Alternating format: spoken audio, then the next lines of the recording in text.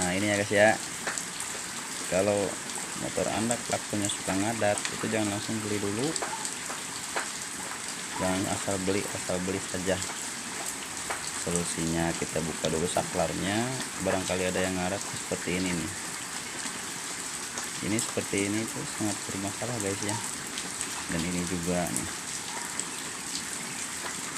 untuk tombol switch on off nya nggak ada ya.